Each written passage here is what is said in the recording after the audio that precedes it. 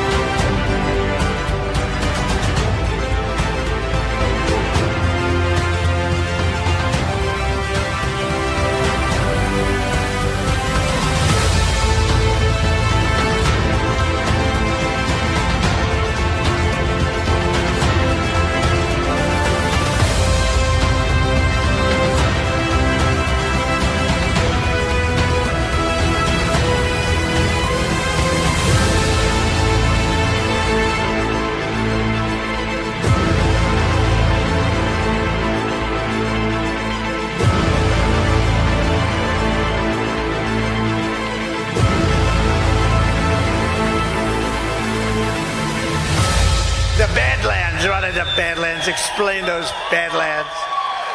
That's a hell of a name.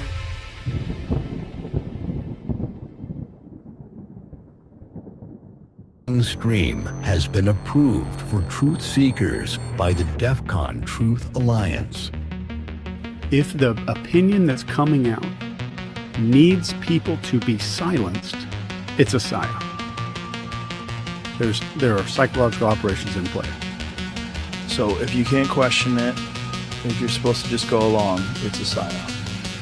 Yeah, and if people have to be silenced or publicly shamed because of their information, and they're not telling people the sky's falling, they're not saying crazy shit. Mm-hmm. They're just saying basic stuff, and they need to be silenced.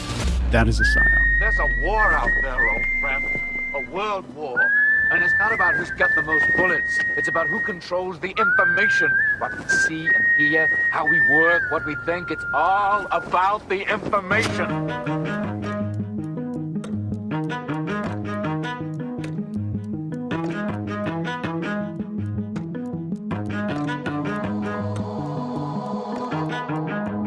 Running through the dark, nowhere left to hide.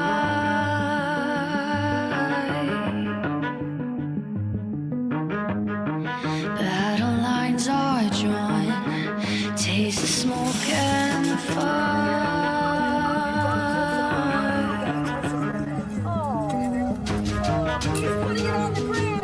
We're the ones that were on the ground. We're the ones that are actually reporting what's going on. Control said all units clear out from there. We're not sending anybody over to that location.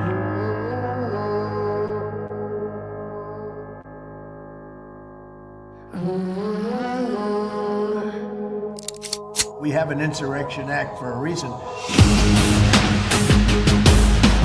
This is warfare. This is warfare.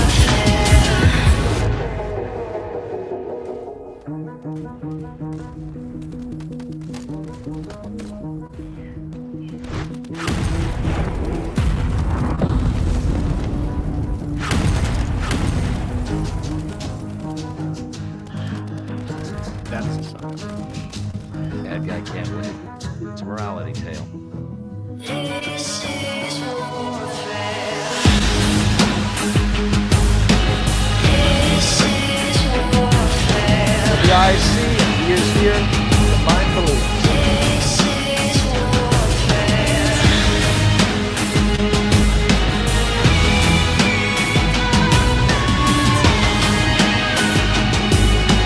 This is warfare.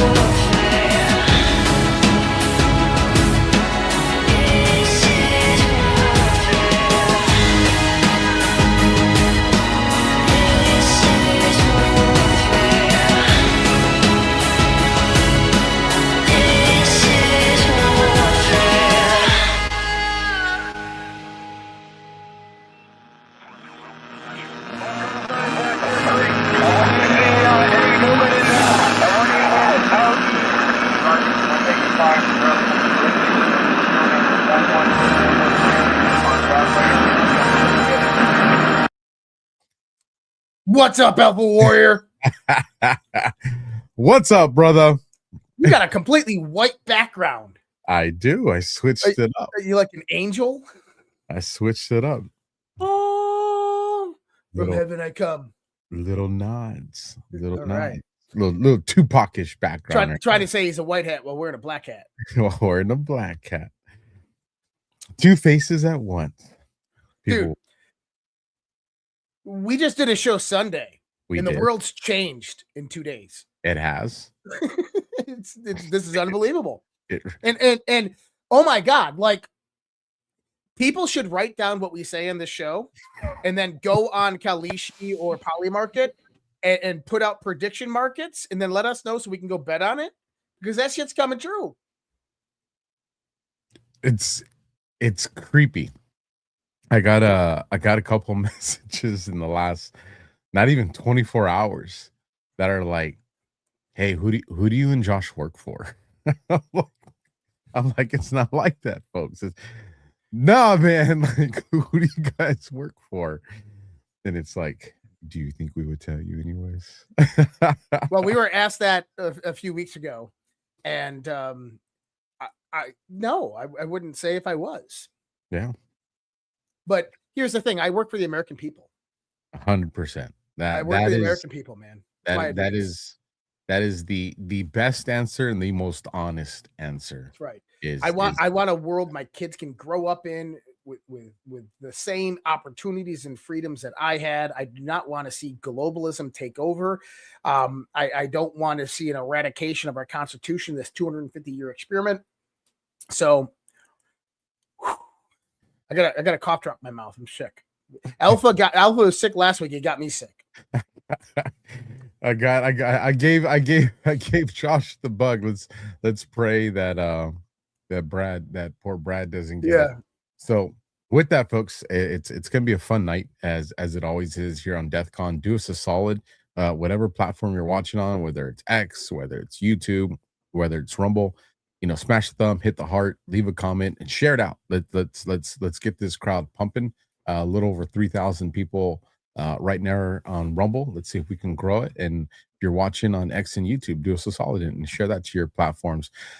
You want to give us a little teaser on one of the first things we're going to talk about, and then I'll get into our first two ads. Well, first thing I'll say is thank you, Texas Jules. I got my Badlands boomerang right here. It's on display. And then I got my Clown World hat over there. So everybody knows Rise. Great merch over there. See, there's your advertisements right there. But no, I got a background. I love it. And I could do little designs like this. I can put new stuff up there. I kind of reorganize it. Liking that. But what are we going to talk about tonight? Alpha and I didn't talk about anything today. We actually haven't talked since Sunday. And what we're going to talk about is my fellow Americans. We're absolutely going to talk about that. We're going to talk about Susie Wiles. We're going to talk about Venezuela blockade. Well, hold on. Susie Wiles and Venezuela naval blockade are two things that we literally said on this show. Taking out oil tankers. Yep. That's what not even 48 hours, bro. I know. And then we're going to talk about the European Union. We're going to talk about what Trump's doing over there, Ukraine, European Union, and then Israel, and 3 terror attacks in one day. And it's a lot. It is a lot. With that, let's get to our first sponsor on deck. Here's an oldie but goodie. Gold Co. You wouldn't wait to buy fire insurance when your house is already on fire, right? So why wait to help protect your money? I'm sure you're aware, but things are looking pretty dicey out there with the economy, global tensions, domestic tensions, AI, you name it. Are you surprised that gold just hit another record high and price of silver is surging? Are people finally waking up to reality? This is why I've partnered with the award-winning company, Gold Co. They can help you safeguard your savings with precious metals and make the process incredibly easy. So if you're ready to help protect everything you've worked hard for, go to badlandsgold.com. You'll get Gold Co's free 2025 gold and silver kit, and you can qualify for up to 10% in free bonus silver. It's seriously the best offer out there, hands down. Visit badlandsgold.com or click on the link in the video description for, again, badlandsgold.com. DEFCON.com. And then our next one, which encompasses a lot of great people. When your favorite Badlands show wraps up without a raid, visit Badlands website to explore incredible sponsors. Whether you're looking for products featured on the show or chipping away at your shopping list, the Badlands shop has you covered. Every purchase you make is a powerful vote for the future you believe in. We make it easy to shop America first, supporting Badlands creators and patriot small businesses that champion freedom. You're not just buying a product, you're fueling a movement with every dollar spent. Thank you for supporting businesses that support Badlands Media. Head over to badlandsmedia.tv and click shop from the menu, or go directly to badlandsmedia.tv/shop. And again, every dollar you spend is you sending a message to the deep state apparatus, to everybody that has tried to hold us down, everyone that said we are not going to give you platforms for your voices. Every dollar you spend helps facilitate that mission forward. And so with that, folks, welcome to DEFCON ZERQ, episode 22, with me and my brother from another mother, Josh. You heard it from him a little while ago. It is going to be a action-packed show, and literally, it hasn't even been 48 hours since we do the show on Sunday night at midnight. We're approaching them 48 hours, and it's almost like they're listening. I'm telling you, bro. Well, where do we want to start with this? I mean, there's so many different angles geopolitically. Obviously, the White House. We can start with. How about we start with Trump? Trump's post today, my fellow Americans. I think that's what everybody's wanting to hear and talk about. I'm good with it. Let me bring up this so we can show them. Let me pull this off the screen and go here. Okay.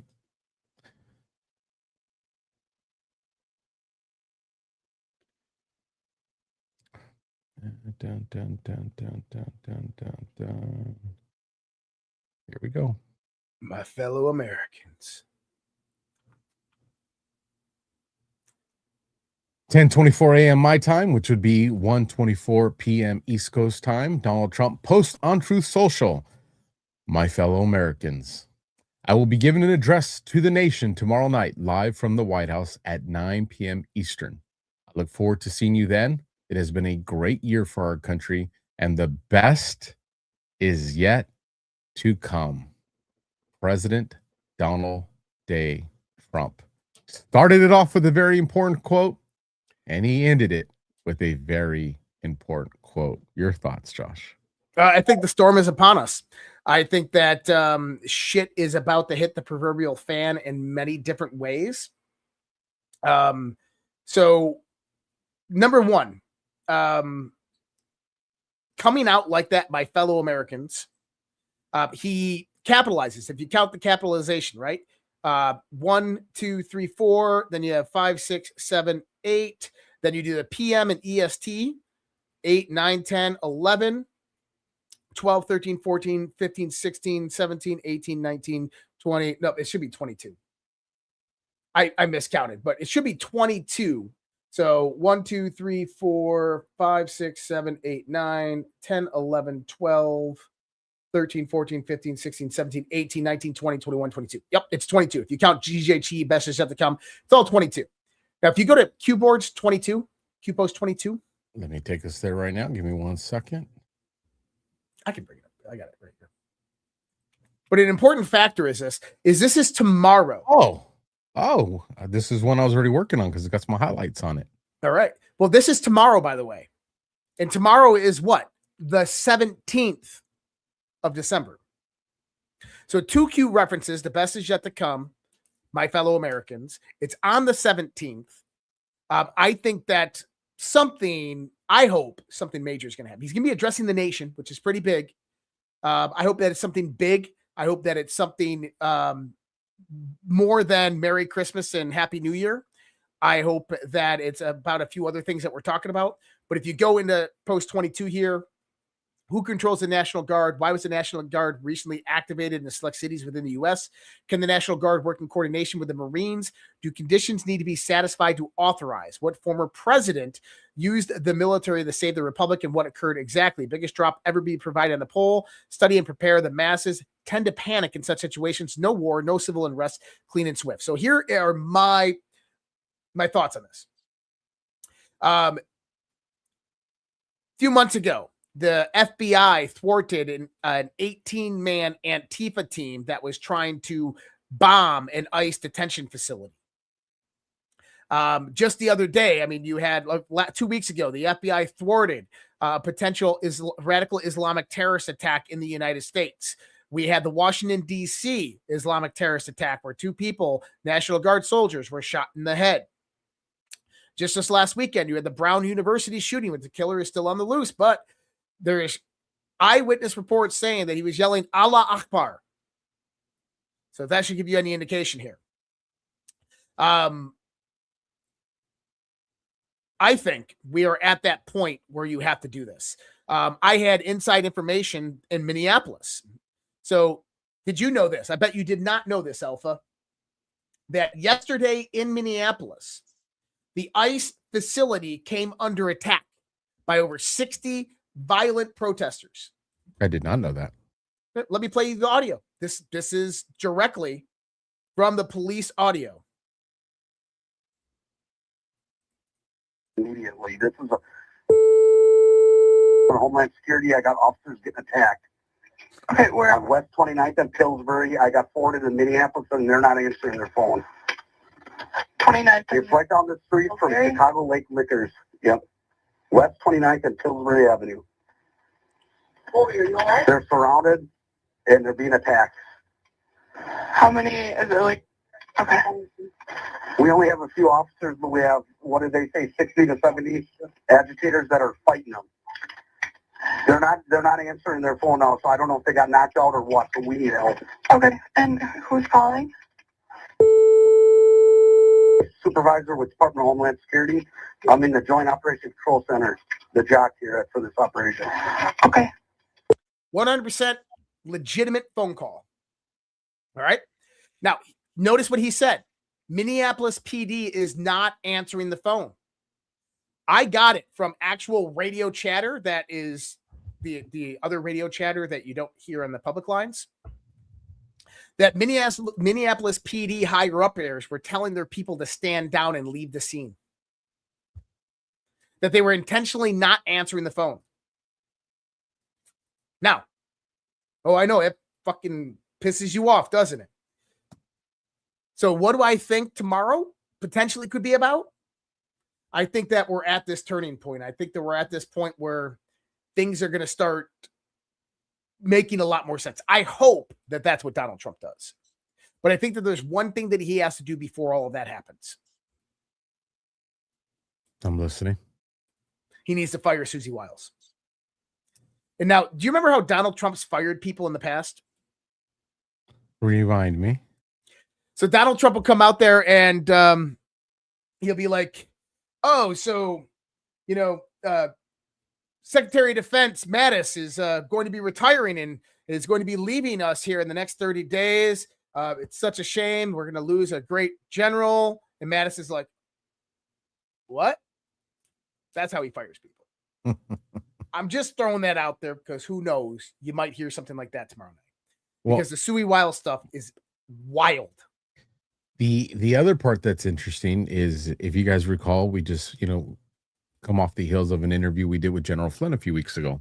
I think less than 3 weeks ago. And in that interview, he requested from President Trump, you need to address the nation. Yep. Oh, he did. He absolutely did. And we put out a whole bunch of different posts about it, calling for President Trump to address the nation. If you guys remember, 2 things have happened since then. And I think there's the written version. I think tomorrow we're going to hear the audio version. He says you need to address the nation and let them know what the game plan is. Let them know what are we going to do? What's going on? And you saw the strategic plan that got released that on paper completely dictates, the plan of what this administration has, and hopefully administration is moving forward for this country. And I think now you are going to also get the verbal cues off that from President Trump. Obviously, he'll address some other things that are going on, but I think it's going to be very important. His time, it's at 9 p.m. The scheduled time is 9 p.m. Eastern. Right.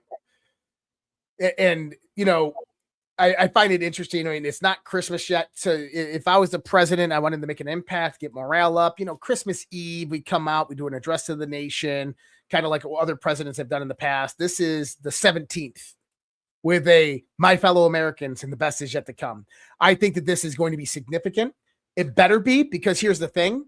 The anticipation by MAGA, the truth community, is at an all-time high because of that post. If he comes out there and he's like, hey, we got a new NFT card coming out or some shit like this, it's going to be bad. It's going to be really bad. And I'm hoping that whatever he comes out, and I hope it's not about the midterms. I hope it's not, like we've done this and we've done this. I hope that it is like, listen, this is what's going on. This is what we're doing. This is how we're doing things. This is our angle on it. We're trying to make America great again. This is what we're going to do. I hope it is something like that. I seriously do. Well, the press secretary did come out and say he's going to recap the last 11 months. She said that is part of what he's going to be talking about tomorrow. And I think there is going to be a message to the community. I don't know how obvious that message will be. But I think there's going to be some significant things that are said tomorrow. Well, it just better not be the same hoorah banter that, last 11 months is what we accomplished. Dude, we know what you accomplished, right? Yeah. And in the next 12 months, this is what we're going to do. Okay. You got to remember, he's also going to be speaking to an audience that doesn't normally hear him. There are a lot of normies and anti-MAGA, anti-Trump that are going to be listening. And I think it's equally important, the message he's going to send to the deep state in that addressing the nation, just as much as it's important, the message that he's going to send us. I'm looking for a lot of, listen, Trump's the master of double, triple speak. And I think we are going to see a lot of that. I think we need to pay attention to cues. I no pun intended. But I think there is going to be that. I think let's just look at the hints here of why I feel this way. It's the 17th tomorrow. You already laid that out. He starts off with my fellow Americans. He ends it with, the best is yet to come. He's completely signaling the community. And I think that means he is probably going to send more signals tomorrow, but I think they might be kind of like what we're seeing in this post. We're going to know what he's saying. It's can we interpret it? I think. Now, I would love for it to be clear as day, but we'll see. Because, is he going to address the attacks? Is he going to, I don't know, man. I don't know. I find it interesting. And it's Wednesday. It's a hump day. I agree. And he just posted 2 Hannity clips. He just posted 2 Hannity clip, one Hannity clip twice. So he just posted that on True Social not even a minute ago. So cool. I mean, I don't want to, it's just about, let me see what here. You remember the post we talked about last DEFCON? Watch Hannity? Yeah. Well, this is about the Mar-a-Lago raid. So about the evidence that came out about the Mar-a-Lago raid. So, I don't know. Maybe they listen, or someone in the White House is listening. If they are, is you have to boost morale. But let me tell you, Mr. President Trump, you have to boost morale. You have to give everybody a hint, a clear indication, not just through comms, but you have to do it in quite literal speak. You have to tell us, hey, trust this plan, trust the plan, something of that nature. At least that's my thoughts on it. Just because I know there's a lot of people that are questioning what's really happening, especially after the Susie Wiles bombshell that came out today. Well, here's the video length was 3 minutes, 53 seconds, right? Right. And so here's that. It's dated for the 14th. So it just passed. It says 24 hours to restore trip code or departure Godspeed. He posted it twice, though. So why would he post it twice unless it's... Let me do the math on that. I got a calculator. Let me cheat. But he deleted one. Well, I still have both of them up. So let me see the timestamps. 3 minutes ago, 3 minutes ago. I wonder if it's gonna erase one. Yeah, let me go back. Hold on. I can probably do this. Yeah, so let me click this one because this is the one that's erased.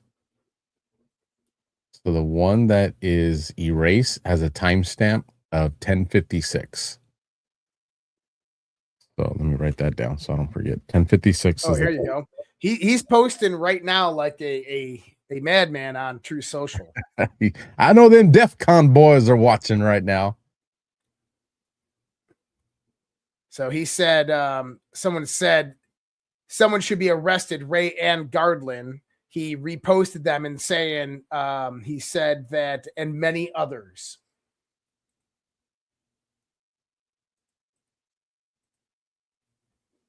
Send him the link. Say, come join us, President Trump. Jump on the show with us. Jump on the show with us. Wouldn't that be something? Let's see. Trump orders blockade of sanction. We're going to get into all that. They're both got the same timestamp on them. So that means they're literally done within seconds of each other. Let me check the timestamp. I'm curious to see what that is. Let me go to 10:56 and 22:56. All right, 10:56 yields us this bad boy right here. Yeah, I've already looked at it. I didn't see any context there. Just Rachel Chandler, YSE 187 MS13 presidential pardon. I wonder if he mentions Tina Peters. Oh, I bet he's definitely going to mention Tina Peters tomorrow. And that's important that we can touch on that here in a little bit. And 22:56. It's September 21. Patriot. Reminder, prior to each rally, threats are called into local and federal authorities regarding QAnon panic. And I'm sure this post has probably been taken down. I'll have to look at it in ARC. Oh, it is. It's there. Taskman. U.S. Secret Service won't let me into the Trump rally. Oh, we talked about this one a few weeks ago. Yep. Yeah. Let me pull this off. Now, I wanted to pull a few things up. And President Trump, I hope he starts posting some stuff. If he posts something with Trusted Plan, that'd be crazy. But I want to pull up a Flynn post from yesterday. What does this look like? Protect your children. A warning. The target is our children. The battlefield is their mind. The intent is to destroy their souls. Protect your children. How is that written? Isn't that written very similar to a Q post? That was my first indication when I saw it. Just my thoughts. There's no correlating timestamps. The dates are not significant, but I just found it really, really interesting. It was kind of like a just off of all the things that he had been posting. This one was just kind of out there and weird. Not that he's wrong, but now let me ask you this. Did you know, Alpha, did you know that 52 Biden appointed ambassadors are still in place across the globe and beyond? That's ridiculous. And now explosive allegations show the U.S. Embassy in Guatemala has been weaponized to launder cartel cash through the visa process while propping up leftist causes and meddling in sovereign politics. There exists a Hunter Biden angle to this Guatemalan corruption. Oh, yeah. Hunter Biden's involved in this. If this is happening in Guatemala, how many other embassies are doing the same thing under the remaining 52 political hacks? Now, let me ask you this. When it comes to Donald Trump getting the information and putting it out there and getting all that stuff to go out and fire and hire people and all that, who's that person in the White House who coordinates all of that with the government? You talking Susie Wiles? That's his chief of staff. His chief of staff is that main point that is going to say, hey, Trump, hey, President Trump, we have 52 ambassadors that need to be replaced. Here's the list of names. This is who we're looking at. This is who we should put in there. That hasn't happened. Why hasn't that happened? Well, timing's key. It's got to be done at the right time. Well, it should have been done 11 months ago. I mean, that should have been done 11 months ago. That should have been one of the first things that was done when you came into office. unless there's something you want people to see or feel. Okay. And I'm going to go off of that theory. I'm going to go off that Trump knows and understands this, and what we're about to watch is a massive switcheroo. Okay.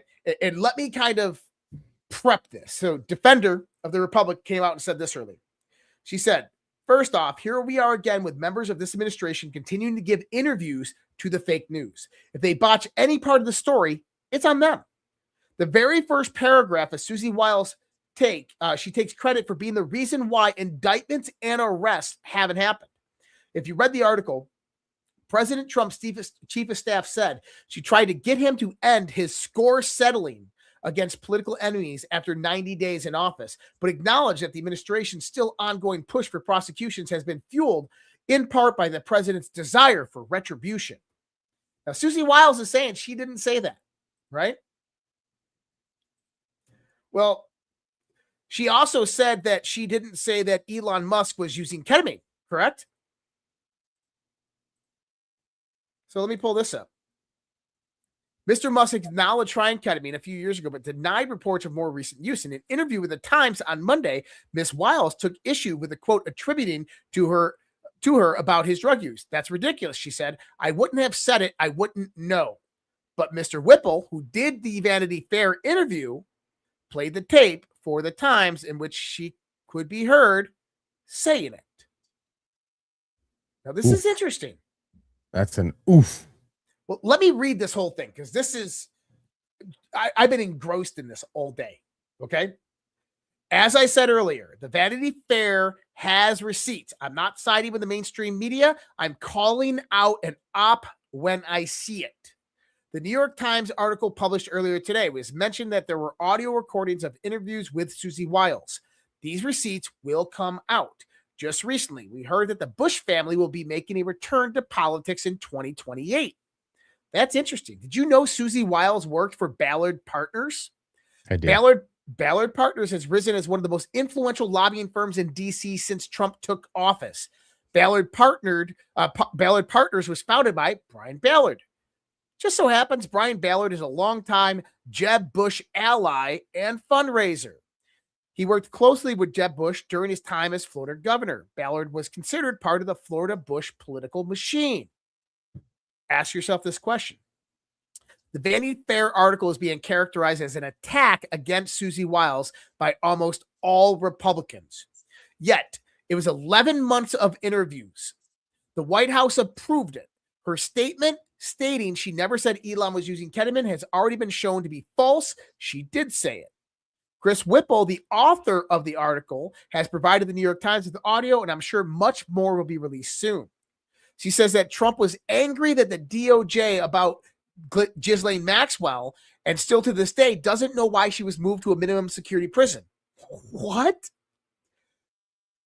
Who does the fall of Susie benefit and who does it hurt?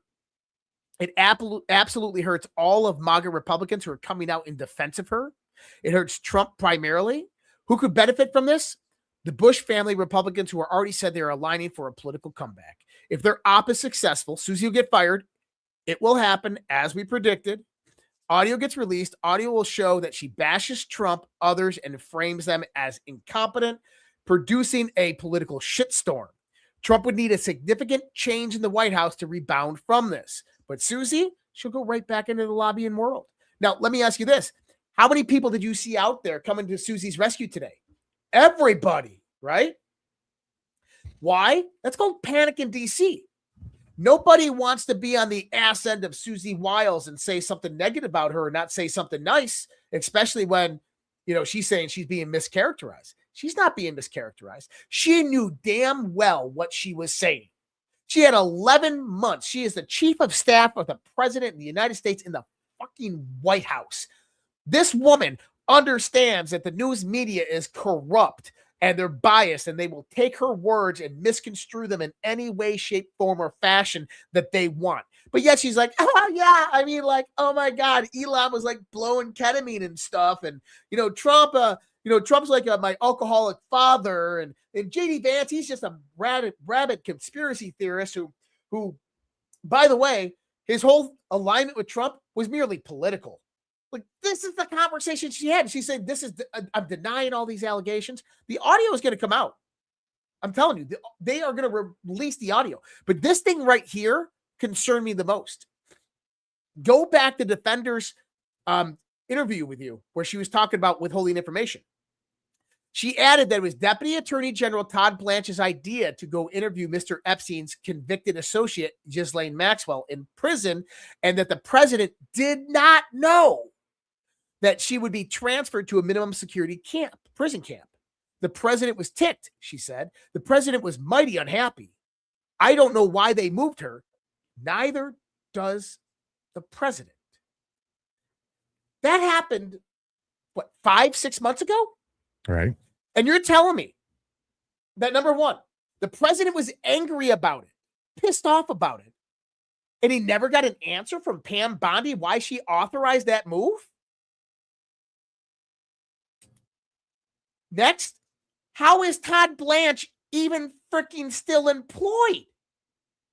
This guy just basically told Donald Trump to fuck off and did what he wanted to do. But Susie, she released that. What does that show you? That she's framing for the White House. Trump has no clue what's going on. We're like chickens with our heads cut off in here. Nobody's playing the game. Well, why? If you wanted to take down all of MAGA, not just Trump, you wanted to ruin MAGA. You're the Bush family dynasty, right? You have an insider that's infiltrated the Trump administration from the get-go. Nobody knows. She's a sleeper cell. She comes out there. She does this 11-month interview. She knew damn well what she was saying in every interview. She knew every interview was going to have audio clips. And it was all recorded. She knew they were going to do a hit piece and completely warp all of her words. She comes out and denies it. And what happens? All of Washington, D.C. comes out and supports Susie. Oh, this is a biased hit piece. Oh, they misconstrued her words. They took it out of context. Oh, they're defaming Susie Wiles. There's no defamation in there. But here's the thing. All of those senators and congressmen saying that today are in fear and panic that they won't get a Trump endorsement. Or all the White House employees are scared that they might get fired by Susie Wiles if they say something. That's why they're all coming out there and saying this. But on the other side of the angle is that Susie knows exactly what she's doing. She's ruining the Trump administration. And we've known this for the longest time. And she's going out with a bang. What did we report? 2 weeks ago on this show? Or it was on Sunday's show, Q After Hours. We said Susie Wiles is going to be gone. Probably the next 30 days, gone. She's going to be leaving. She's going to be fired. And it wasn't addressed the next day the way it was about freaking Bongino. Kash Patel. Or Kash Patel. Now, here's an interesting thing. Trump has yet to come out and say anything about Susie Wiles today. Everybody else is saying their piece about Susie Wiles except for Donald Trump. He has not mentioned her once today. Now, even Carolyn Levitt was out there saying things about, Susie is amazing. Everybody's saying Susie's amazing, the greatest thing since sliced bread. No, Susie's not amazing. You have 52 ambassadors that haven't been replaced. You have hundreds of positions in our government that have not been filled yet. No. You have information that's being kept from the president. You have the DOJ undermining, keeping information directly from President Trump. Now, let me ask you this. If Trump is going to facilitate a mission, which I believe he is, he's not going to do that through the status quo positions like ambassadors and all this stuff. This is at that surface level where we know they're important to the geopolitical window. We know they're important to the relationships between us and other nation states on everything that operates the way it's designed to operate. But we know that Trump's working on these things behind the curtain. Is Trump allowing her, or I won't say allowing, but is Trump aware? Because here's the thing. I don't believe that any of this stuff is a surprise or unknowing to Trump, because if it is, I think that'd be catastrophic to any type of operation we think that exists. So that means if he's aware of it and he's allowing it to unfold the way he is, what's the purpose of that? And the only thing, two things that I can look at is, one is timing has always got to be strategic. That's one. Two, it allows you to see who are the relationships that she's fostered with, who are her confidants, that you may not be aware of yet. It's like the leak operations we see happening within the FBI and the DOJ, but this is bringing it closer to home. This is coming to the center of the onion. Right. So, I mean, there's multiple facets. I mean, Carolyn Levitt, you got, man, I can't even, it's on the tip of my tongue. What's, shit, how do I forget his name? I can see his face. And I'll think about it. There's multiple of them inside the White House right now. And what we have to understand is that I don't know if it's Susie Wiles as the lone wolf, but she has the ability to ruin and take down the entire Trump administration plus all MAGA Republicans. And she could do it in one fell swoop. And here's the thing, is she would leave Washington, D.C., and she would go right back into the lobbying world. And then in 2028, when Jeb Bush or somebody else comes in, she would go right back into the White House. Right? If it was allowed to unfold that way. If it was allowed to unfold that way. Now, what do I think Trump's doing? I think Trump's going to do a one of those, well, you know, it's not because of the Vanity Fair article, but Susie has decided to step down and for other reasons that she has happening. She's a grandmother. It's a holiday. She misses her family. He'll say something like this. Susie Wiles will be out. And then we'll see a reorientation of the Trump administration. Do you remember in the Q boards, Trump admin 2.0, VT version 2.0?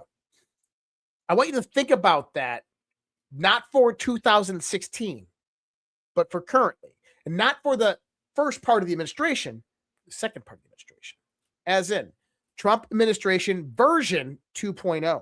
Phase 2. Phase 2. We just talked about that last night. That was one of the drops.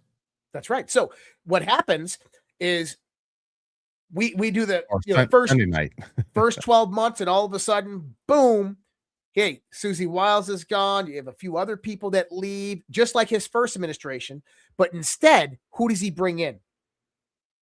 He brings in diehard Trump loyalists, the people that he trusts without a shadow of a doubt.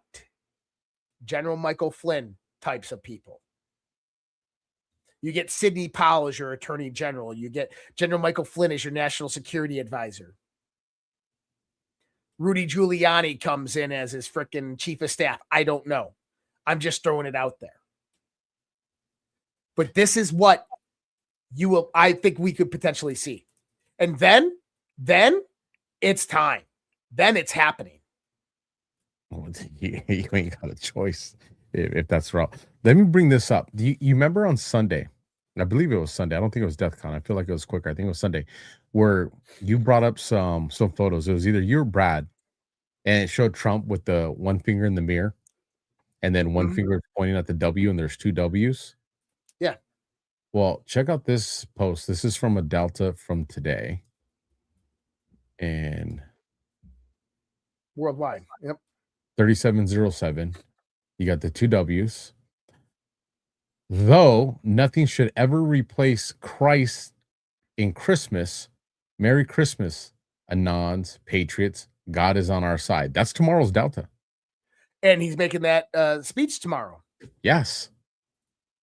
And again, he signaled the two. There's a 2W signal right there. Again, worldwide. Yep.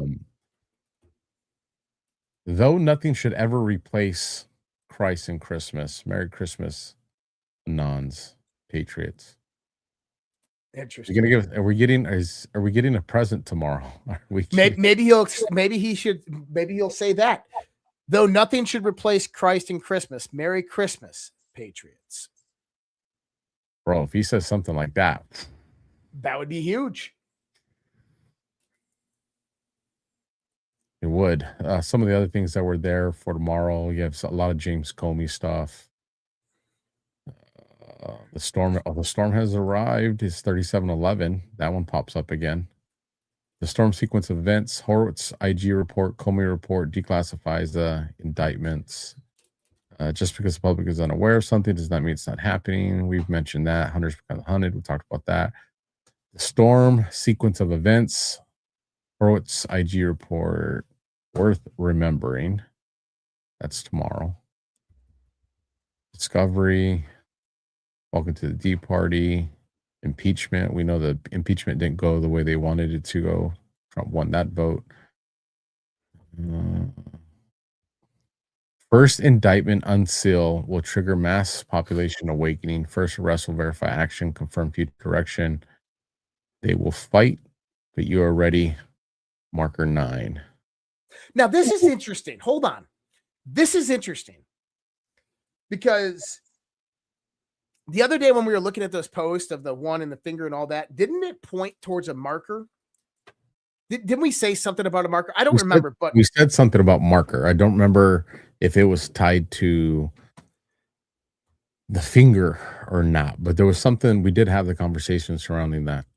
now what's interesting about this is you and I both know that John Solomon is somehow involved with all this, right? Yes. Now, John Solomon, a Twitter account today, and John actually called this out. You want to here? Bring it up. Yeah, let me bring mine up. So John actually called this out on X, and he said, right here, he said, "Does somebody put the wrong date into the scheduled post? Bolton was indicted exactly 2 months ago." And so this was pertaining to John Solomon, who comes out and says, "This is an old tweet that got resurfaced. He was indicted weeks ago, not a new indictment. Tech team trying to figure out why this suddenly resurfaced on my account." Talking about the 18 grand jury indictments about John Bolton. Now this resurfaced on his account tonight. Okay, so hold on. Now go back to that post. Well, hold on. Before I bring that up, I've identified this problem. I've been bringing it up on my shows. I think I even brought it up on DEFCON where I said these things are populating into my timeline feed that has nothing, like nobody that I follow or subscribe to liked it. Like there's nothing that triggers anything in the algorithm to put it there. There's no recent comment. There's no interaction with some of these things that are, some of them are years old. They just pop up in my timeline. So what I've been doing is I bring them up on the show and I say, hey, look, this popped in my timeline. Have exactly no idea how I got there, but it's exactly what John's talking about. So let me bring the two posts up so you can see them. Because again, these are two identical posts side by side. Kind of reminds me of two people that were probably 9/11 style posts. Right. Now, first indictment unsealed will trigger mass population awakening. The first arrest will verify action and confirm future direction. They will fight, but you are ready. Marker 9. And I think that we're there. I think that we're at this point. But the first thing, remember I said this last week, I said the first thing you got to do is you got to get rid of the bad actors. John Ratcliffe, Pam Bondi, Susie Wiles. These people need to go. You have to get them out of your administration. And there's probably people inside the White House that are just as snakes as much as these people. Now, is Susie Wiles completely incompetent? Hold on, because I don't want my brain to forget now. Two identical posts, exact same timestamp. And what did Trump do tonight with Hannity? Two identical posts, exact same timestamps. Exact same timestamps. Good call. Interesting. And that was talking about the Mar-a-Lago raid. Interesting. Yeah, that's interesting. Now, with this, just finishing up on the Susie Wiles thing, my thoughts are that whether she was doing it intentionally or unintentionally, this whole op is to set up Trump, is to make Trump look incompetent and bad and ruin the Trump administration. To the point where maybe even potentially you're going to have lots of people in the Republican Party that don't want to work with him. You remember how it was at the end after the 2020 election in December? People were quitting the White House. They were abandoning Trump.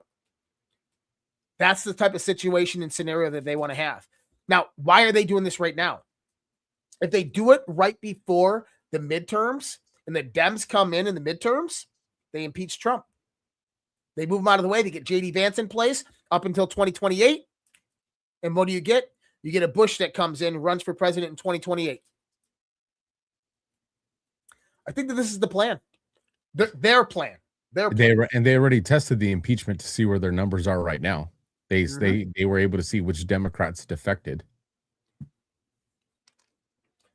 But then you have Rob Reiner. Rob Reiner and his wife killed in their house by their son after an argument at Conan O'Brien's Christmas party. And you know who was supposed to meet with them the night that they were murdered, right? Barack Obama.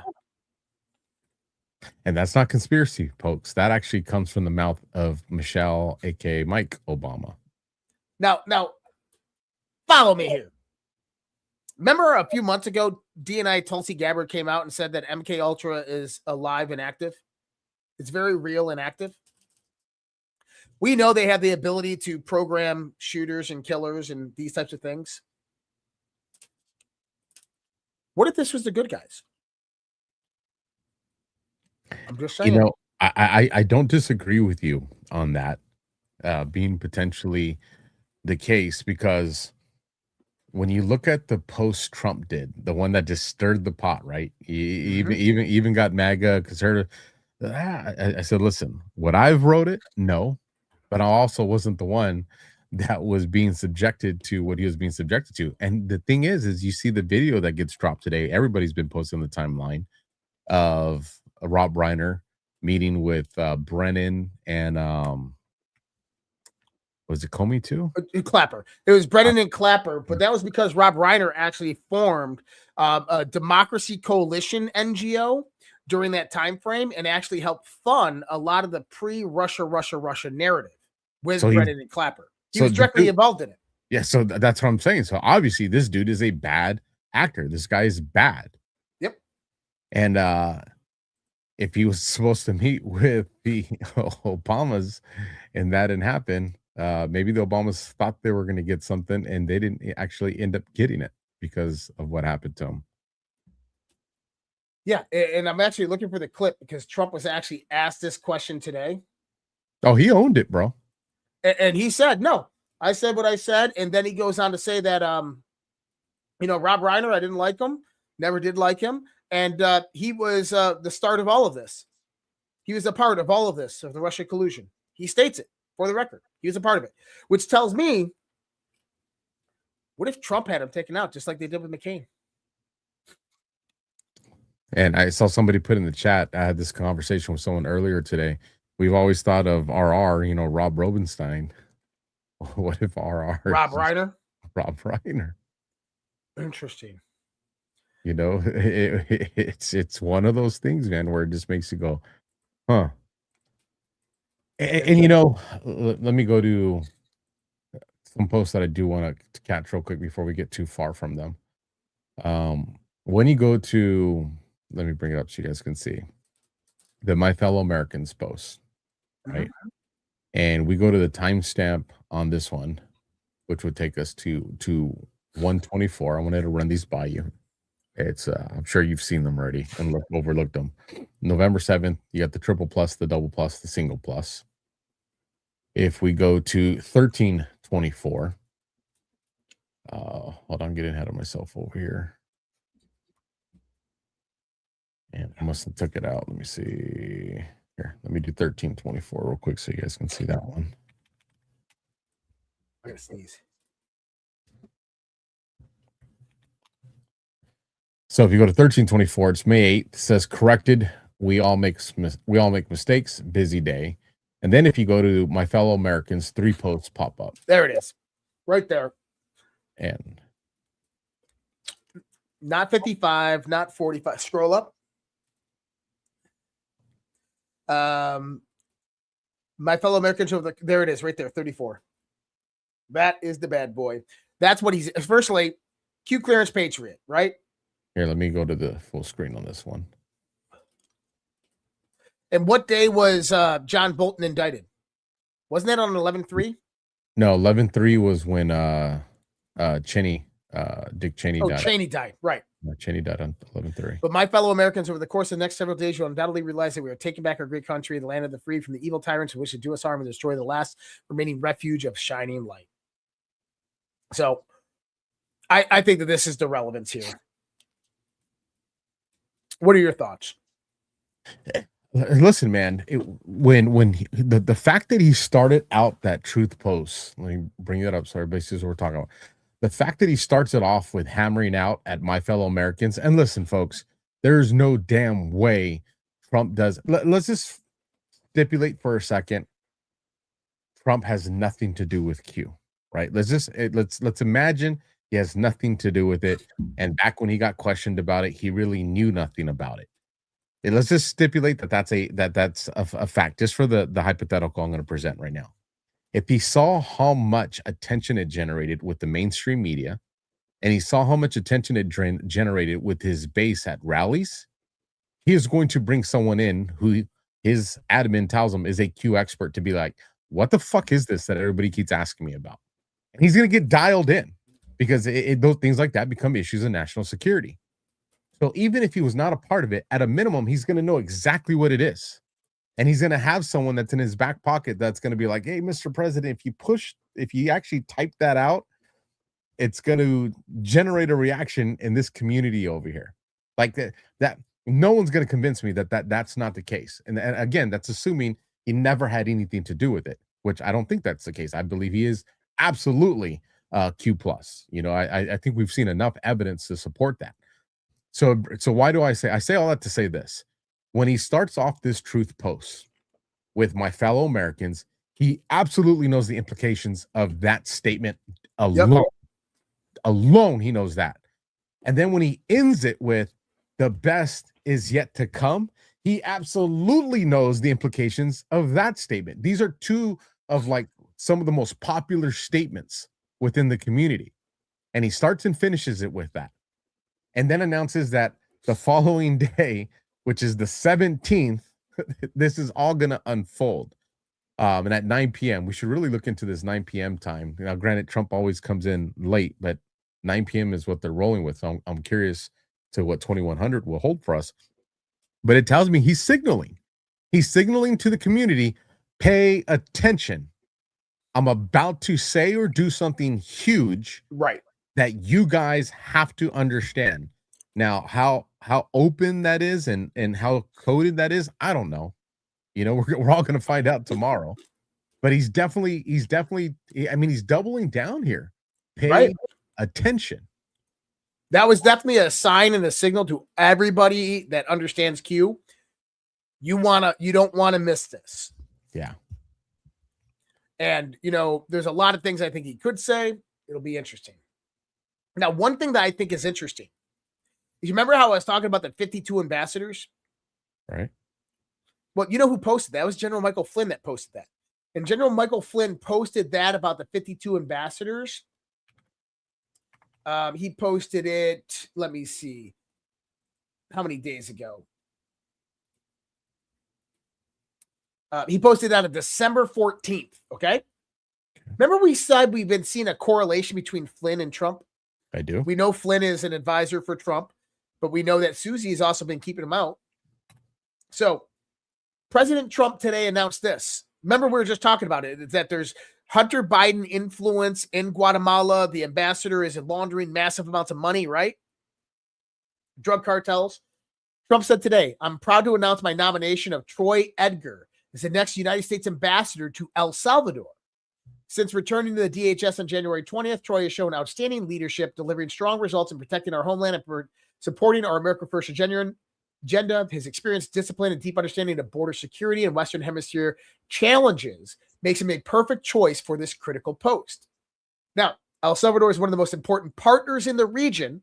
President Nayib Bukele has been a tremendous ally in the fight against crime, cartels, and chaos, and together, we're building the safest, strongest neighborhood our hemisphere has ever seen. Troy will play a key role in advancing our Western Hemisphere strategy, strengthening cooperation with President Bukele, and ensuring the safety and prosperity of both our nations, a big step towards restoring America.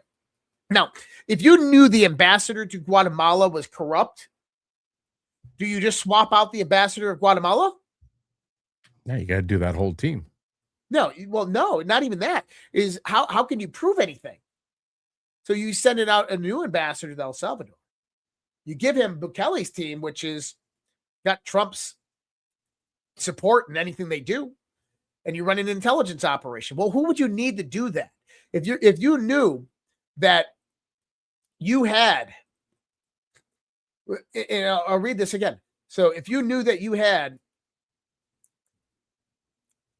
what is it? U.S. Embassy in Guatemala has been weaponized to launder cartel cash through the visa process while propping up leftist causes meddling in sovereign politics.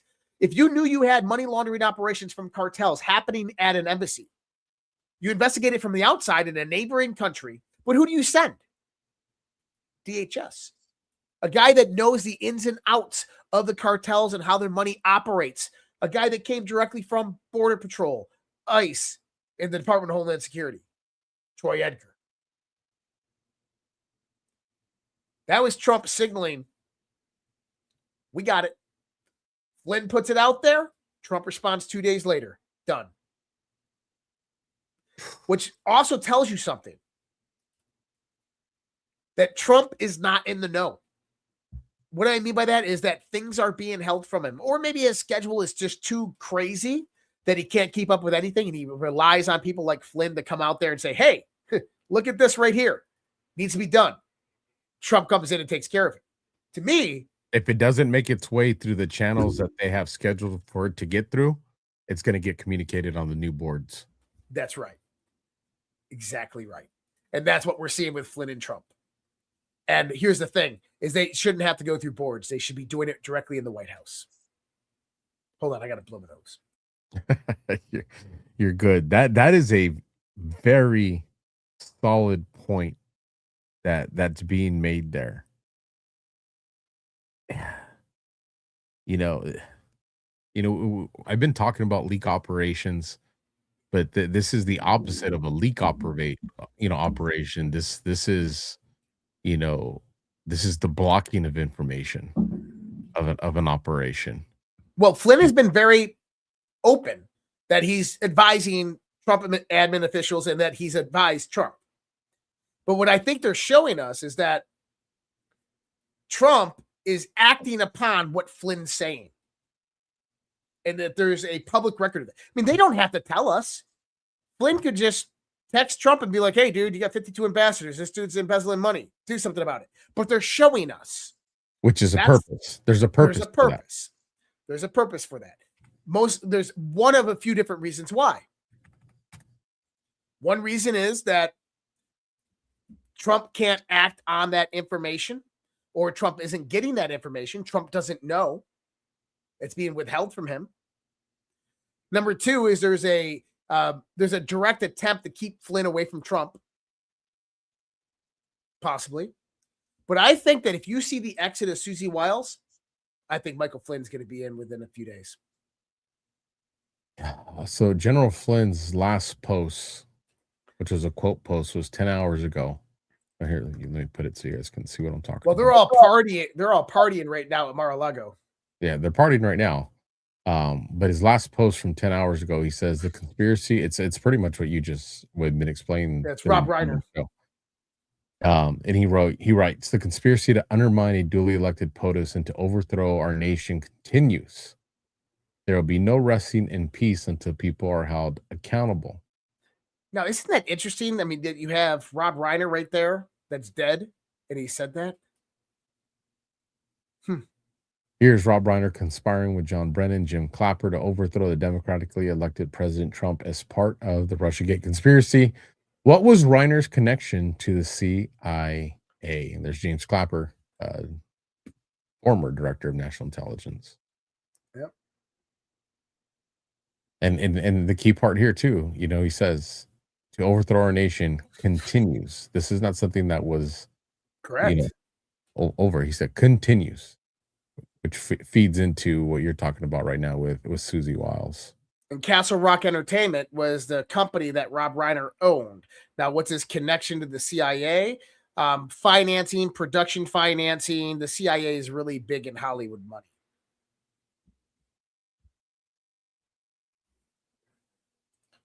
I got 1,001 tabs open. I hope you know that. Yeah, I got a lot of browsers open on this one.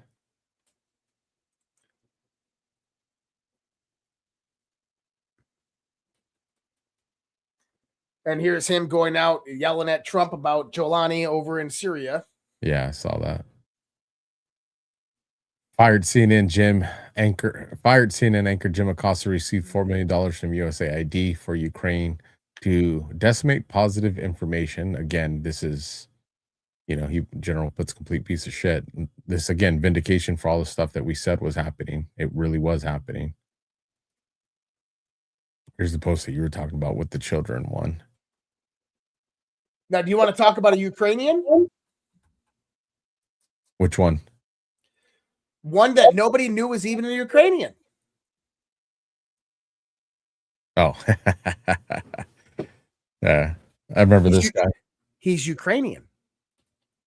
Born in Odessa. That's interesting. It's just... Now, let me ask you this, Alpha. So, the whole Bondi Beach incident, right? Right. And I don't think that's a coincidence. The guy gets a bullet that grazes his head. He's got a bald head. Okay. The bullet grazes his head. Even at minimal proximity, that is going to slice his head open massively. Right? Blood is going to be gushing all over.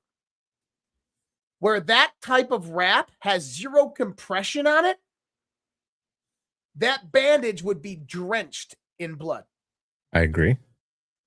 And the bandage would also have finger marks and all that from the person applying it. Right.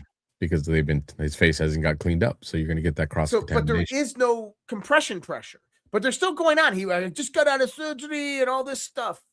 This guy was at October 7th. He was at Bondi Beach. This was an op. This guy was planted there. So, by the way, the one image that everybody's talking about with him laying down and the makeup being applied, it's not AI. I want everybody to understand. I know. We covered that on After Hours.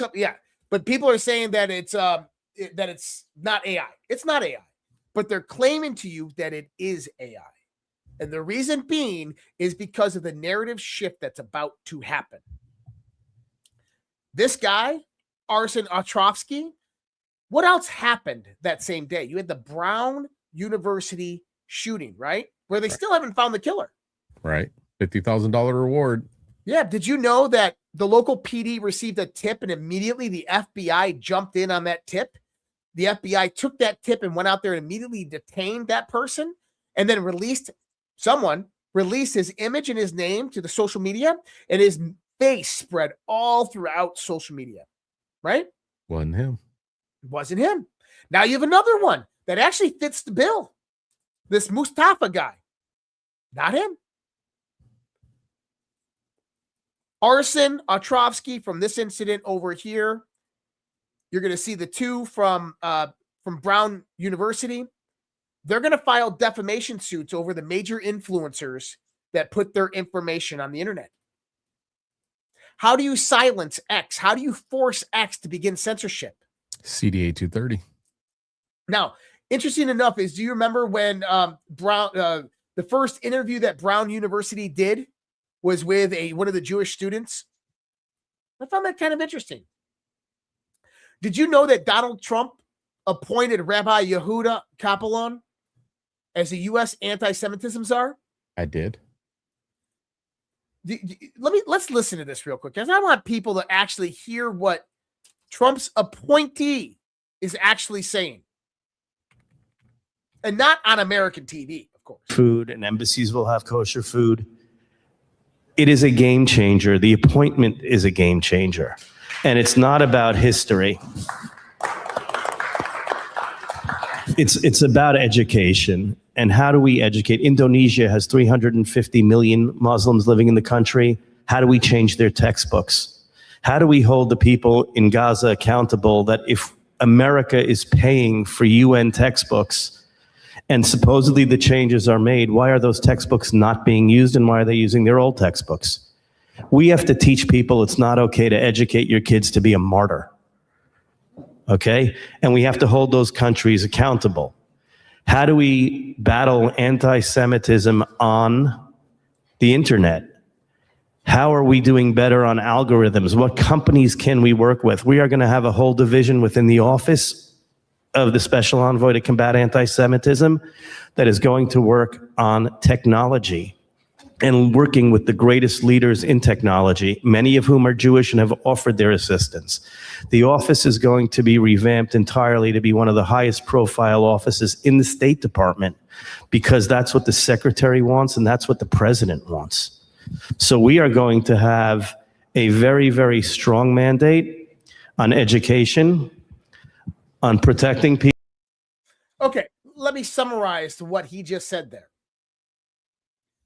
He says that the State Department is going to have a whole division dedicated to battling anti-Semitism on the internet and pushing social media to do better on algorithms. Tech leaders, many of whom are Jewish, have already offered their assistance. The Office of the Special Envoy to Combat Anti-Semitism is going to be revamped entirely to one of the highest profile offices in the State Department, because that's what the president and secretary want. Don't get me wrong. I don't think Donald Trump said that at all. Now, let me bring out some information on this first. There is no constitutional authority whatsoever for a federal anti-Semitism internet czar. The Constitution doesn't allow speech control by proxy. The regulation of viewpoints directly or via algorithms violates the First Amendment. The president cannot delegate powers he doesn't have.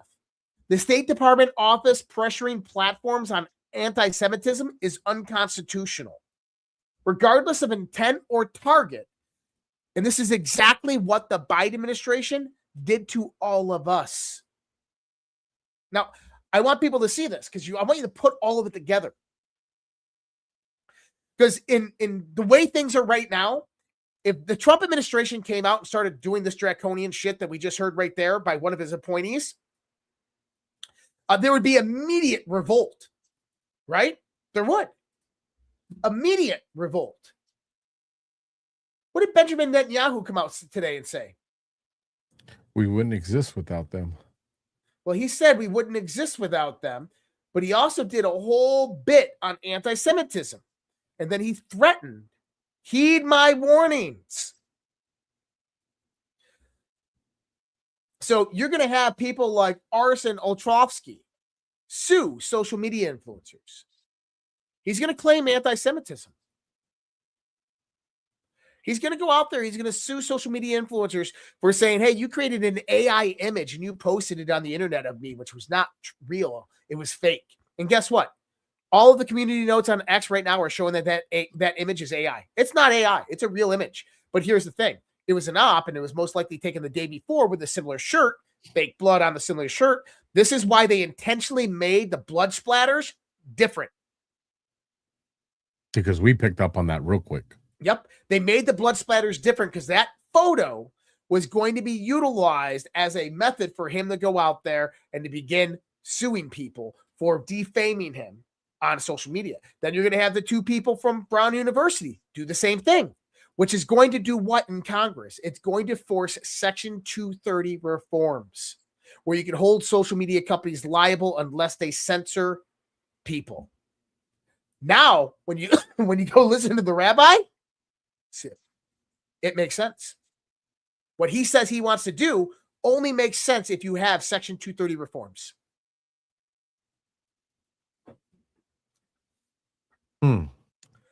If you can't get Elon to capitulate, bankrupt him. That's right. And so we have multiple fronts that are playing this game here, but they're all kind of aligning towards the same monster, right? Like the Bush family dynasty, Pam Bondi, Susie Wiles associations with that.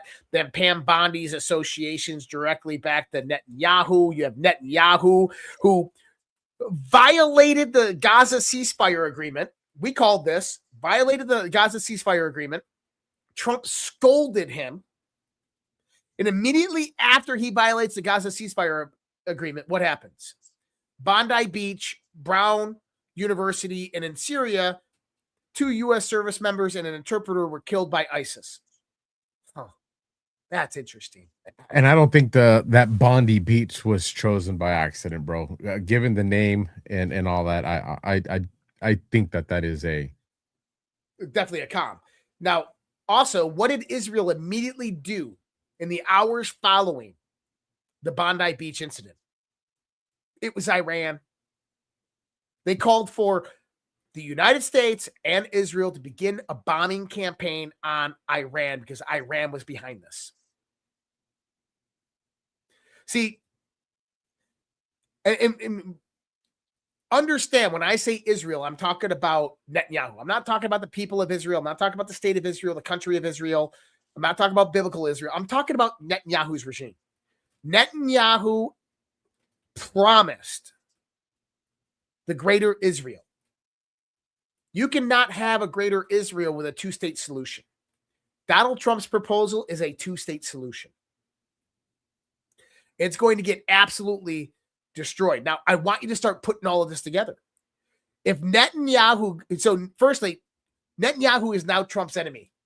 As much as people want to say that they're friends, he's Trump's enemy because Trump has put Netanyahu in a situation that humiliate him, right? That he always said there's never going to be a two-state solution, and now there's a two-state solution, which Netanyahu is actively trying to basically thwart the peace treaty, right? Okay, so what happens when Donald Trump's peace plan in Gaza, in the Middle East, the Abraham Accord, falls apart and Israel starts bombing Gaza again? Okay, at the same time, Susie Wiles audio recordings start coming out and he fires Susie Wiles. Do you see how all of this begins to kind of tie together? You start to do controlled demolitions. One explosion after another explosion after another explosion after another explosion.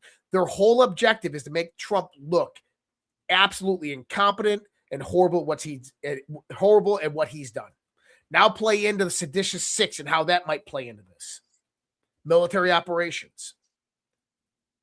The only way you could counter that without allowing room for, well, he said, she said type of narrative is you would have to have a major unequivocal win that's bipartisan that nobody could argue. You would have to have something that significant to shut down that kind of agenda. Yep, 100%.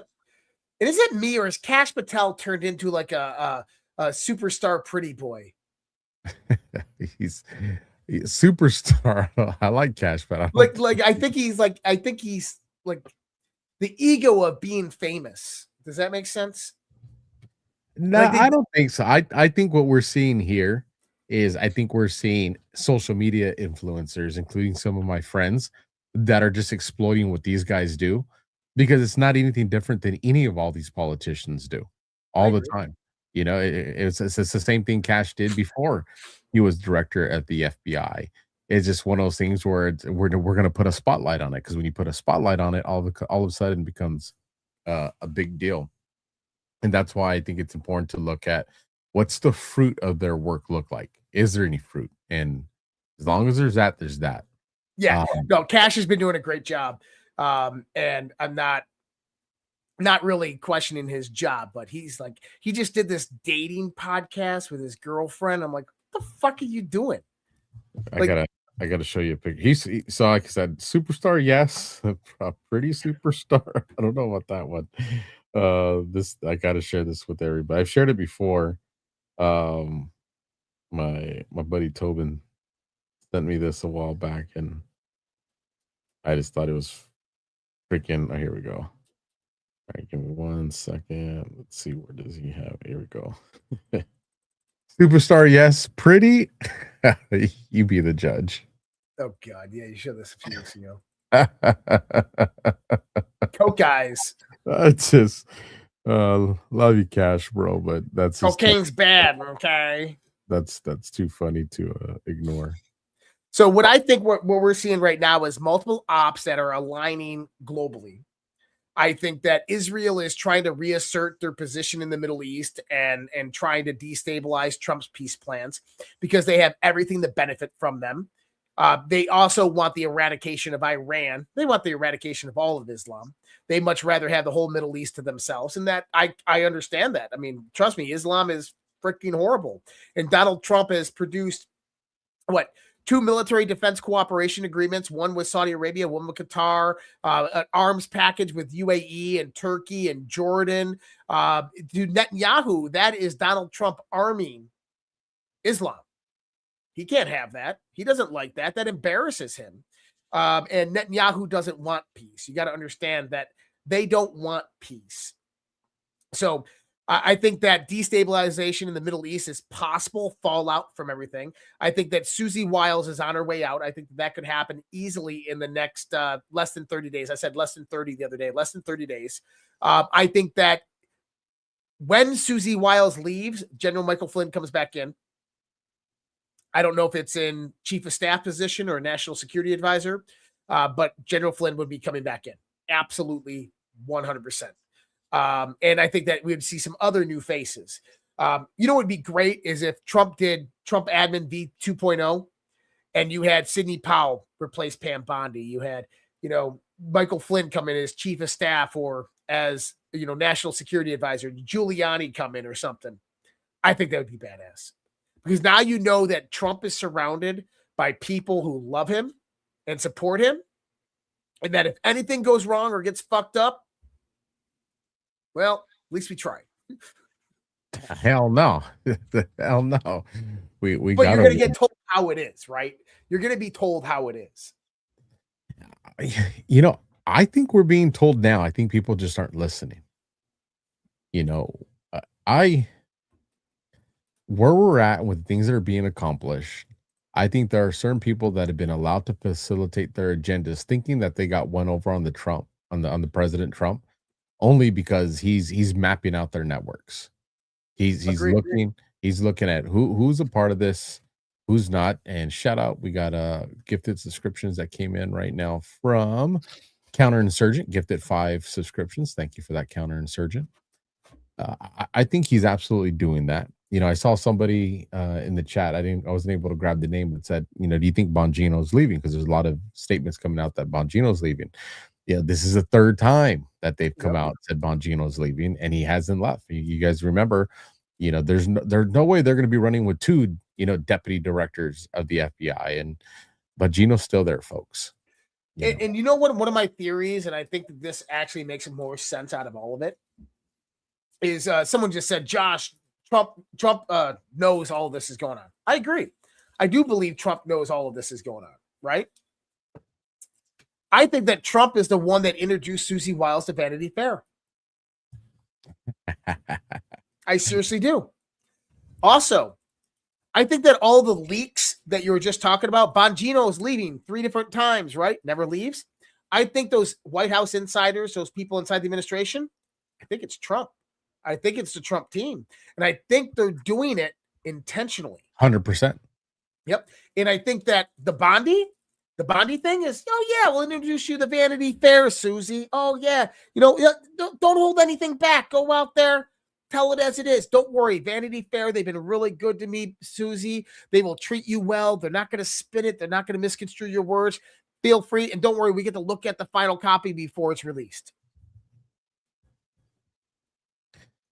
I don't disagree with that, brother.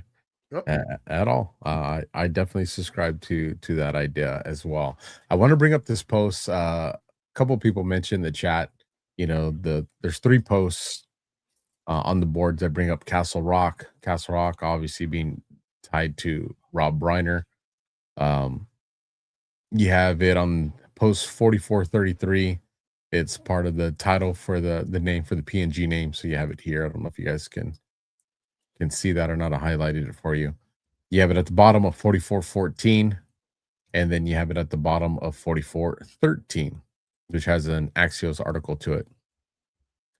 Let me make this bigger, and I don't really know if there's relevance here.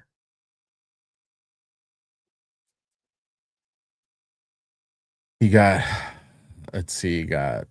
EAM loyalists. You got Red 1, POTUS Twitter removal. That ain't happening. Red 2, Central Communications blackout, Continental US. You could see an infrastructure attack. I don't really think we're leaning that way. Red 3 class movement, Pelosi, Pence. Now it's interesting. You do have Pence that called out. Jesus, who did he just call out right now? It went viral as well. I'll have to go look at it. And then you have Pelosi just a few days ago who made the statement that she doesn't think Trump has met the threshold of being impeached, which kind of caught us all by surprise. Red 4, movement of military assets, 10th Mountain. I mean, I don't see any relevance to this stuff, especially with Rob Reiner. I don't know, man. I don't see it here. So I actually want to bring up something real quick. Yeah, let me take this off. Did you know in August of 2025, there was almost a rage quit over at Vanity Fair. One Vanity Fair editor expressed outrage at the idea that First Lady Melania Trump would be potentially featured on the magazine's cover. Oh yeah, I remember that. I do. Right? Said, I will walk out of the motherfucking door and half my staff will follow me, one editor told the outlet. Gudushi, who became the outlet's global editor-director in June, has reportedly floated the idea of putting Trump on Vanity Fair's cover. Trump was notably excluded from Vanity Fair and Condé Nast's Vogue during her husband's first presidency, despite both magazines frequently spotlighting other first ladies. Now, that happened this year. Yeah, they even put out a alleged draft of what that cover was supposed to look like. That's right. But here's the thing. That was the same time that Susie Wiles was 6 months in on the interviews. And you're telling me that Susie Wiles was just like, oh, let's talk candidly and open and let's just have a great conversation. And you're going to be fair and honest when their editors are literally saying, I will walk out the fucking door if you have Melania Trump on. But the question then becomes, who proposed the Vanity Fair to have Melania in there? There's only one man I know who'd do that. DJT. Which means that Susie most likely was introduced to Vanity Fair by Trump. It's going to be interesting. I'm excited about tomorrow. I'm excited to hear what Trump is going to say tomorrow. Everybody wants us to do a podcast. They're like, can you guys do a podcast? No, we can do one. Yeah, we can come on. We will simulcast it. Yeah, we'll simulcast it. Let me get to our last ad, and then when we come back, we can start addressing these Rumble rants right here. Where is it? Here we go. Soft Disclosure, Christmas edition. Soft Disclosure just dropped new favorites for the season. The lotion, your 5-ounce favorite, is still here. And now we've added full 11-ounce bottles. New Lavender Tea Tree Deodorant, clean, calm, and effective.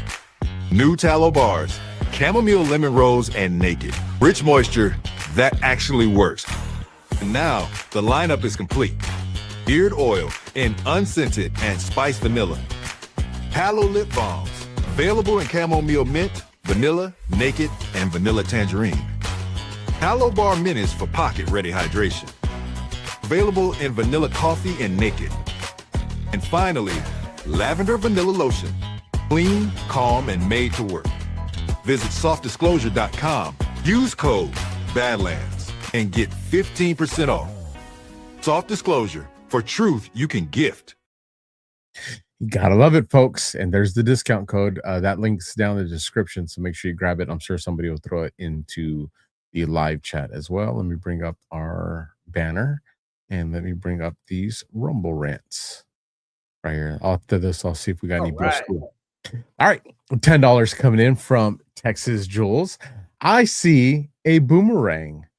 Digs are looking good, Josh. Love it. Those boomerangs are so badass too. Hell yeah. $10 coming in from KG Anley 223. A Christmas coffee, herbal tea, or ginger shots for Alpha and Josh feel better. Yeah, I'm pretty much dialed in. I'm about 95, 96%. I'm pretty on the good and clear. I'm only blowing my nose maybe 2-3 times right now. My brother Josh right here is suffering though, man. You guys got to keep him in your prayers. I'm 3 days in. I should be getting over it here in the day or so. Good energy sent his way. $1 for $1 from AZ Native 520. Love you guys. Keep up the amazing work. Thank you. $5 from the new Prue. The entire Trump admin running cover for Wiles is just plain cringe. I don't like it either. I don't like it either. But I do trust that they know what they're doing. Dollar for dollar, Keith O'Higgins. If Trump announces that fentanyl is a weapon of mass destruction, he better have Bondi indict Pfizer and Big Pharma as drug dealers. Don't be surprised what you see him do with Big Pharma. Dollar for dollar from Valesco 16 or Valseco 16. With all the talk of Article 2 powers and being chief magistrate, maybe if Blondie doesn't act, he uses wartime powers to enact enemy combatants. I think we see that anyways. Yep. I truly do think we're going to see that unfold. $10 coming in from the new Prue. Sessions, 637 days, AG. 0 arrests, deep state. Whitaker, 100 days, AG. 0 arrests, deep state. Bill Barr, 653 days, AG. 0 arrests, deep state. Pam Bondi, we've seen this movie before, except we saw Comey indicted, we've seen Bolton indicted, and we have seen that Tulsi Gabbard has already come out and announced RICO investigation with Russia. So I acknowledge, I hear you, Prue. We have had a history of them not throwing cuffs, throwing the peerless cuffs on the people we need to see. But I would say that this version of the movie has been different. I have to be fair on that one. I can't say definitely different, feels different. I think it's going to be different. It definitely is. $10 from Christ Child 2020. Regarding Bondi, Trump puts those in the spotlight that need to be seen. Look up the adoption trafficking facilitated between Pence and Bondi. Spotlight the baddies.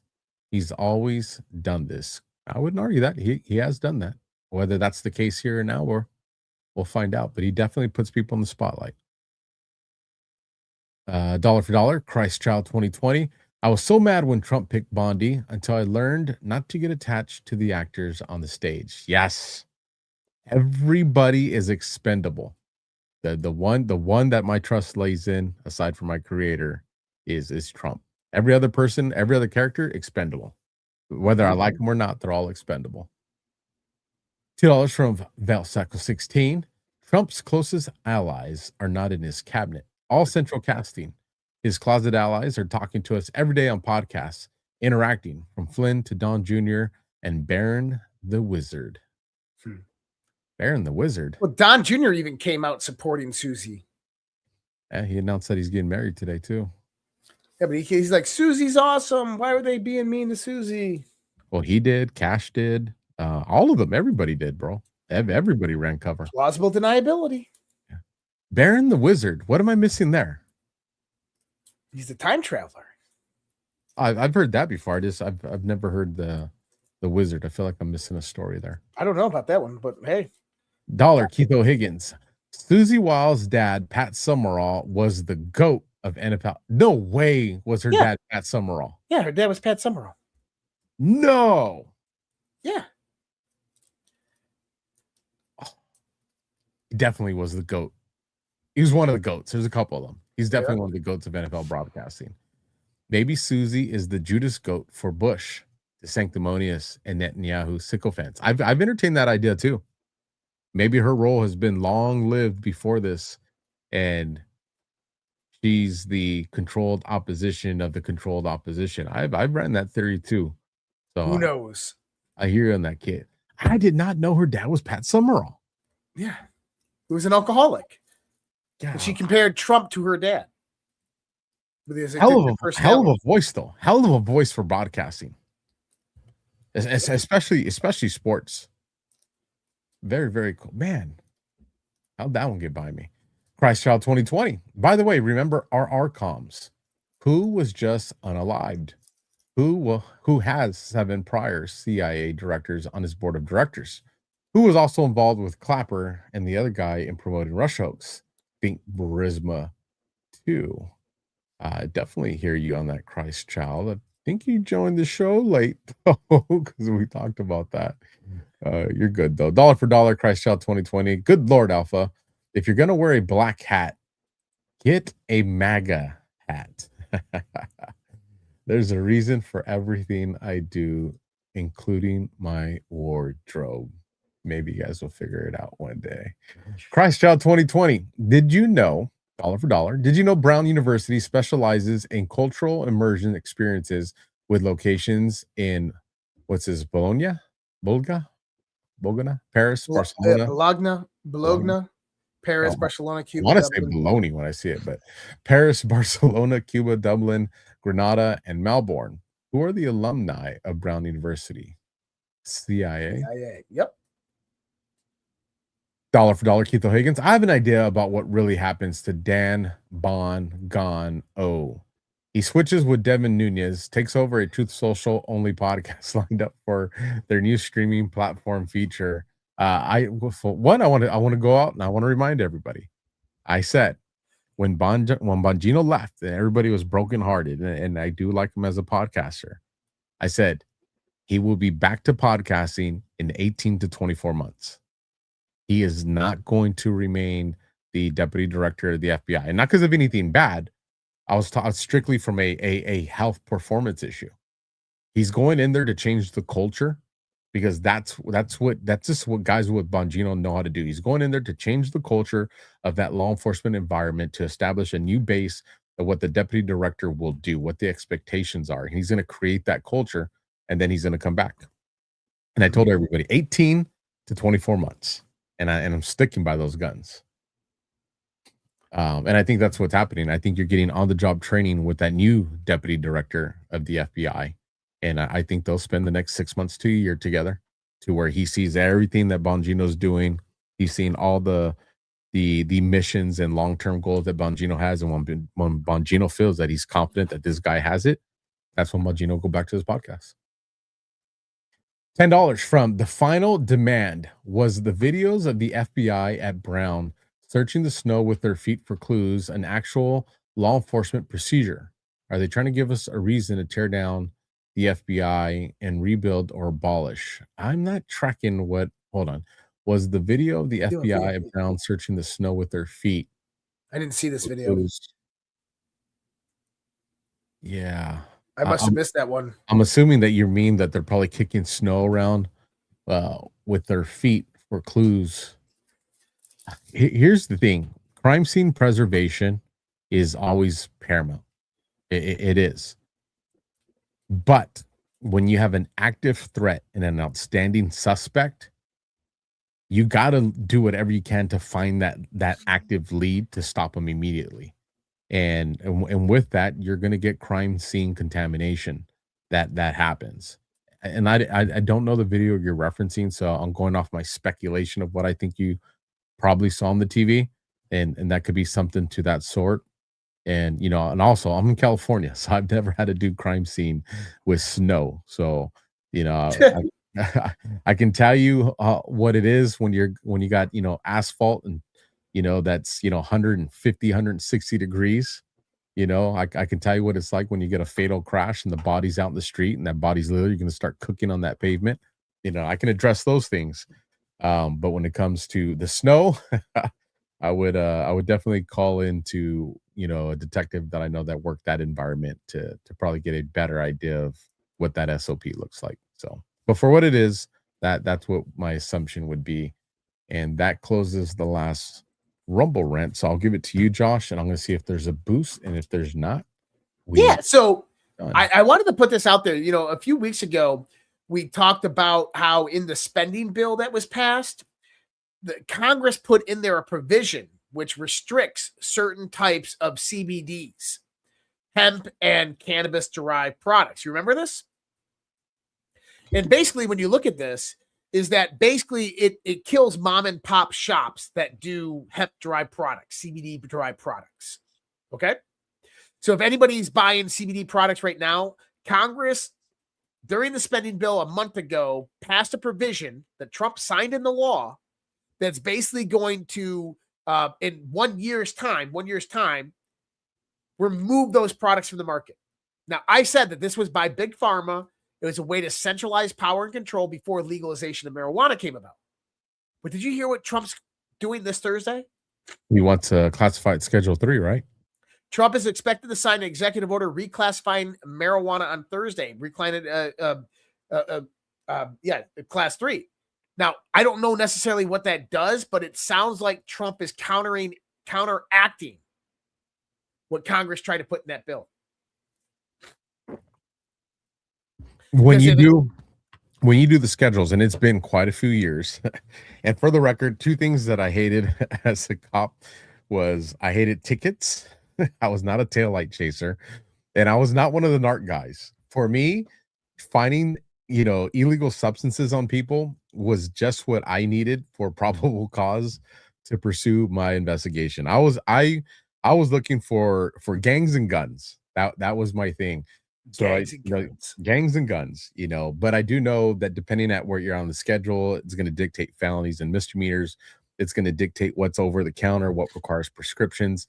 And as I understand it, if he makes it Schedule 3,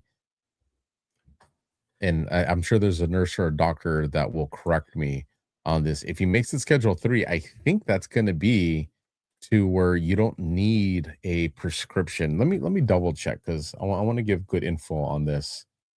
Schedule 3 means that it's basically, it's not considered dangerous or anything like that. Yeah. I'm going to ask the devil's AI real quick, folks. The devil's AI.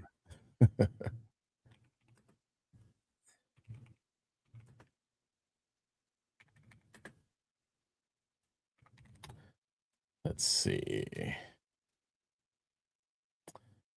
Yes, in the United States, Schedule 3 drugs generally require prescription, but there are a few important nuances. The short answer, yes, a prescription is required to legally obtain Schedule 3 controlled substances. What Schedule 3 means is, as defined by the DEA, as a substance that has a moderate to low potential for physical and psychological dependence, have accepted medical uses, are considered less dangerous than Schedule 1 or 2. Examples of Schedule 3 drugs right now, testosterone, ketamine, Tylenol with codeine, some barbiturates. Prescription rules for Schedule 3. Must be prescribed by a licensed health provider. Prescriptions can be refilled up to 5 to 6 times under federal law. Prescriptions can be written and phoned in or electronically sent, don't have to be in person. And there's no federal requirement for written only prescriptions, unlike Schedule 2. So it's not going to be over the counter. So I was inaccurate on that. But it obviously it's being designated as far less dangerous. So interesting. Well, we'll have to see what happens. Yeah, definitely. With that, we did have a boost from Q After Hours that I think we missed. I don't remember us reading this one on Sunday. We read this one by Dave, but I don't remember reading this one by Terrace 3114. So if we did, I'll just read it twice here. $50. Love you guys. Your content and analysis is smoking hot and so enlightening. Thank you for educating us. DEFCON ZERQ is the bomb. And then this one is not for DEFCON or Q After Hours. This one's for the whole Badlands company. And it's from Zontris or to this one's rough. You're horrible at pronunciation. Well, wait till I spell it. TLSWEERIS. The Huntress or the TLS Weiris. There you go. December 16th, whole company, $1,100 boost. Awesome. Yeah, very cool. Should be $50 for each stellar host. Love the content, especially DP, Geo, Daily. Oh, heck, all of y'all. We miss you over the holidays. We'll be in Budapest for Christmas and Paris for New York. Celebrating 37th wedding anniversary. God bless you all. 37th. Wow. Awesome. Doing something right over there. 37. The Huntress or TLS Weiris. I think it's both of their screen names. Gotcha. TLS Weiris. That That makes sense. I was trying to say this is so me and Josh will talk and see if we can simulcast Trump's tomorrow night. Yep, that'd be fun. Tomorrow night. I think we can pull that off, and I can get with the Colonel and work something out for Gladio. So other than that, folks, do us a solid. Smash the thumb, hit the heart, leave a comment, put this show again into the leaderboard. And I would definitely tell you, please go and support the independent content that me and Josh do on our own platforms. And if you're watching here on Rumble, a lot of people don't know this. As a matter of fact, I'm actually going to show it. Let me bring this up because I was actually talking about this and somebody was like, what are you talking about when you say the description? And a lot of times because we deal with this. Well, they watch on the phone, and when you pull up the phone, it automatically pulls up the chat. So all you see is the video in the chat. Oh, I did not know that. Yeah. So here on the screen, you guys are going to see yourselves. That's all you guys are on the live chat. So we're all in the party here. I know that guy. I know that guy. But when you scroll down right here, it says Tuesdays at 10:30. Well, right here where it says show more, if you click that, poof, and this works for every podcast that's out there. The first link you're going to see is the playlist. So all the DEFCON shows, episodes are going to be right there. And then you're going to see if you want to leave a boost, you can do it right there. You're going to see the sponsors for the shows that are right there. You're going to see, the whole Badlands TV schedule for all the shows you're going to see right here. All the guard events you're going to see there. And then you have right here, DEFCON 0 is, and you have all the links for me. And then you have all the links for Josh. And so really? All my links are in there? Yeah. You guys are so nice. Yeah. I did not know that. Yeah, we've got a solid team that does all that stuff for us, man. We're lucky. So when we say description, that's where it's at. So if you're watching on a different platform, I think YouTube might have it as well. But if not, you can jump over to Rumble, go in that description. But they don't have my Rumble channel on there. Do they not? Is that not on there? Nope, they don't have my Rumble. Send it to Brad. Brad can add it for you. Yeah, I'll put it out there. But if anybody wants my Rumble channel, it is in the chat right there on Rumble. Trying to see if mine's on there. Yours is on there. I see your Rumble channel. Okay, cool. So with that, we will catch you guys tomorrow. It looks like on the on Trump's show. Listen, the 17th. I think something big's gonna happen tomorrow. My fellow I'm calling it. Yep. My fellow Americans, the 17th, and the best is yet to come. Dude, come out doing air cues. It's good, dude. We got to plan some fun stuff for that show. We'll do some live decodes. Something's gonna drop tomorrow. Watch. Well, here's the thing. Here's some of the scuttlebutt that I heard a few hours ago. So after the announcement, but before the show, I heard that something major is happening before he does the speech. I'm not keeping secrets. I have no idea what that is or what that even means. All I heard was something major is happening right before he does that. He might be making an announcement on his new national security advisor. I would love that. Just saying. I would love that. So I'm telling you. I would love that. Very, very, very much so. I would love that. All right, folks. On the perfect day, the 17th, the perfect day for it. The perfect day. But hey, there's no plan. But we will plan on seeing you guys tomorrow. God bless. Take care, guys. Everybody.